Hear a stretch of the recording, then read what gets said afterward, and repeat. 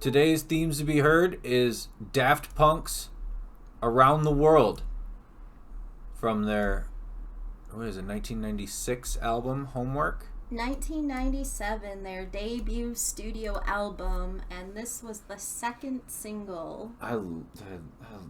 Okay, I've never really talked about how much I love Daft Punk on the show before, but Well, you've never really had an opportunity. I haven't, but I adore Daft Punk. I feel like as musicians, they're underrated because their music usually has that electronic sound to it.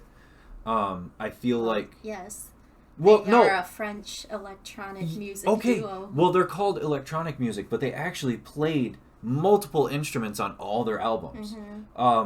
Guitar, bass, if they're not playing a drum machine, they're actually playing the drums. They play all of their own instruments, and it's awesome. This song especially shows off how simple a song can be to be effective. And can I just tell you that the mastery of lyricism, just the most beautiful lyrics you'll have ever heard in this song. Yeah. I would like to talk about the mastery of the lyricism. Go right ahead. Just kidding. We've decided that we're going to take this segment and just make a 4-hour loop out of it and put it on YouTube. Yeah. Around the world. Around the world. Around the world. Around the world. The phrase itself on the studio version is said about 144 times. In the radio version? 88 It's times. only 88. Yeah. Or 80 to 88 times. But, Daft Punk, they were a French electronic music duo, and we do say were now because they split up a year ago, but they formed in 1993.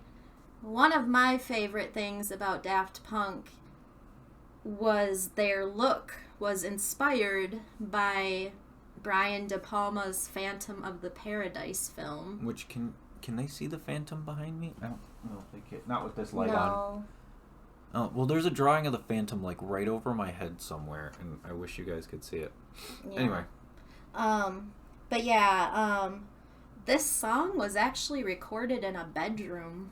I believe it. Yeah. Because they're notorious for recording songs in bedrooms and bathrooms and anywhere they could find. If the inspiration struck them, they were recording right there and then. I thought you had more. Were you still going? I thought you were going to keep going. Okay. This is just the tone of how my entire rest of the week is going to go, probably. Dope. I'm here for it. So this song is certified gold in the U.S. and in Italy. It was composed in the key of E minor and has a tempo of 121.3 BPM. The issue with 120, around 120, is that you can only put songs that are like that electronic style song as a DJ. You generally match your BPM by halves, right? So if you're going to play Around the World, the most likely next song would either be 120 again to match it, or 60, which is a slow song, right? It's difficult to find songs that are slightly under 120 that you can kind of match up. So, electronic music usually only can be played with electronic music that's like it. Let's get to this video. So, this music video was directed by legendary director of... Now he's expanded... He's done directing for advertising, music videos. He's now an Academy Award-winning screenwriter, mostly known for Eternal Sunshine of the Spotless Mind and countless White Stripes music videos. Michel Gondry. Michel Gondry is known for this. I forget what the French term for it is, but this distorted use of repetition, especially in videos. Like his most famous video is probably the "Fell in Love with a Girl" video, which also is this use of repetition to show a story, even though it's the same thing over and over. What he likes to do is make like a visual representation of a song, like match the beats up with the images. So like I think another great use of that repetition is in the White Stripes. Why can't I think of the song title? The Hardest Button to Button. Yeah. And he also did a Kylie Minogue video where she's basically just walking outside in a circle and you continue to see her exiting out of this building, and there's this whole like story that's also unraveling in the repetition.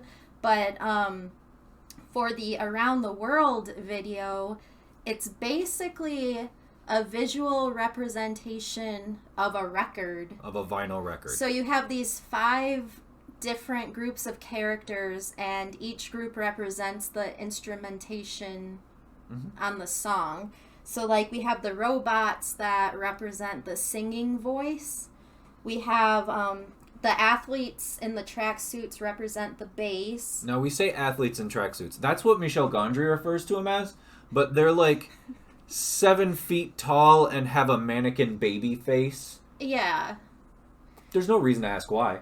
The disco girls in the video represent the keyboard. The mummies represent the drum machine. And then the skeletons represent the guitar. And this was his first time putting organized dance into one of his music videos. And he has such an extensive music videography from like Bjork, the White Stripes, Kylie Minogue, as we had mentioned. Well, when we say the White Stripes, we have to emphasize so many White Stripes videos. Yeah. Like 10. He worked with the Jack Chemical Brothers. Oh, he also worked with them. Oh, another use of repetition would be their Let Forever Be video. Because the drum in that song is just so prominent. But yeah. What we see here is the movements given by the different groups of characters that we see represent how the music changes over the course of the song. And then from the top down, and it's all shot from approximately a 45-degree angle down. So when you look at it and they're all moving in the same direction, it's almost like you're watching a vinyl record spin. Yeah. And the video was choreographed by Blanca Lee. Blanca Lee has worked with Michel Gondry a few times, and she's also done extensive advertising and has also choreographed videos for Kanye West, Paul McCartney, Bjork, Blur, Goldfrapp. That's a deep cut. Blanca Lee started her career as a what's it called? A prima diva, the highest form of ballerina. Like a prima donna? No, that's a singer. What was the word you just prima said? Diva. Prima diva. It's the highest form of ballerina. She was the lead ballerina in everything she was in. Which shows, I mean, where this dance experience came from. Like it's where she started, and she eventually folded in things like modern and hip hop dance to her style of choreography.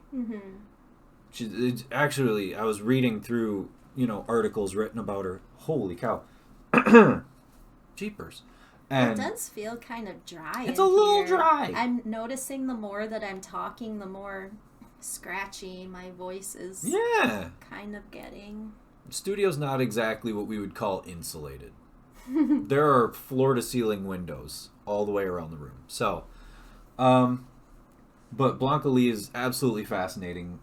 It was just really interesting to see that at such a young age she became this really big deal ballerina, and then just didn't want to do that. She wanted more.